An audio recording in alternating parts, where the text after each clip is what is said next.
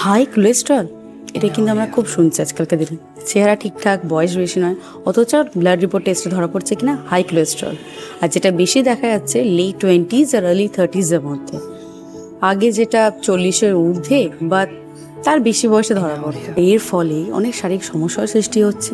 তাহলে আজ আমরা জানবো এই হাই কোলেস্ট্রল থেকে নর্মালি কী করে রাখবো কয়েকটি সহজ পদ্ধতিতে।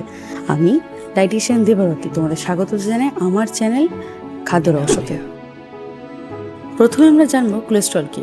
কোলেস্ট্রল এক ধরনের লিপিড বা প্রোটিন জাতীয় পদার্থ, যেটা আমাদের শরীরের জন্য খুবই গুরুত্বপূর্ণ। এটা আমাদের লিভারেই তৈরি হয়, আর কিছুটা আমরা পেয়ে যাই খাবারের মাধ্যমে। এবার আমরা জানবো কোলেস্ট্রল কত ধরনের হয়। কোলেস্ট্রল দু ধরনের হয়, একটা গুড কোলেস্ট্রল, একটা ব্যাড কোলেস্ট্রল। গুড কোলেস্ট্রল আমাদের শরীরের জন্য খুবই উপকারী, আর ব্যাড কোলেস্ট্রল আমাদের শরীরের পক্ষে ক্ষতিকারক।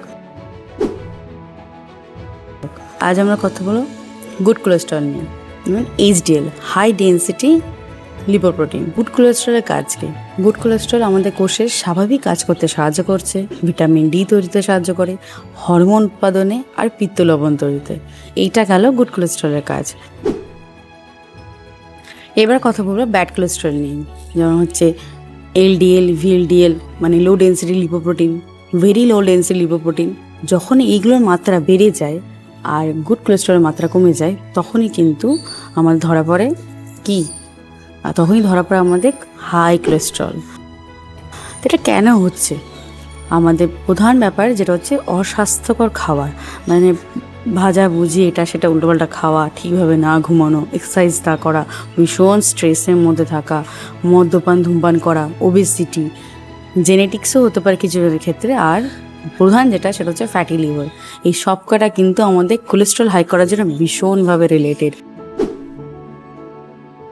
তাহলে আজ জেনে নেবো সেই সহজ পদ্ধতিগুলো যেটার সাহায্যে আমরা হাই কোলেস্ট্রলকে নর্মালে আনতে পারি। প্রথম, তেল, ঘি, ভাজাভুজি একটু কম খাবো, চেষ্টা করব যতটা কম করা যায়। আর মাখন একদমই খাবো না। বেশি করে শাকসবজি খাবো, ফল খাবো, আর বাড়ির তৈরি খাবার খাবো। দ্বিতীয়ত, পর্যাপ্ত পরিমাণে ঘুমাবো, ঘুমটা ভীষণ দরকার। তৃতীয়ত, যথেষ্ট পরিমাণে জল খাবো।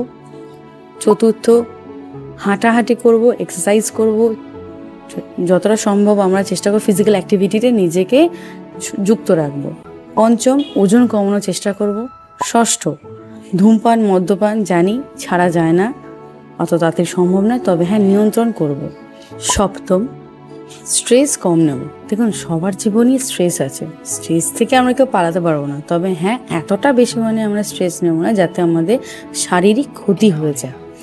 অষ্টম, ফ্যাটি লিভার যাতে না হয় সেই চেষ্টাটা আমরা করব।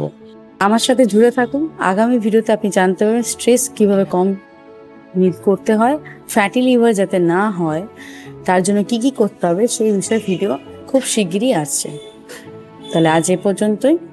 ভালো থাকবেন, সুস্থ থাকবেন, আনন্দ থাকবেন। আর হ্যাঁ, সন্ধে হয়েছে বলে তেলে ভাজা খেতে যাবেন না, আপনার কিন্তু হাই কোলেস্ট্রল। ঠিক আছে?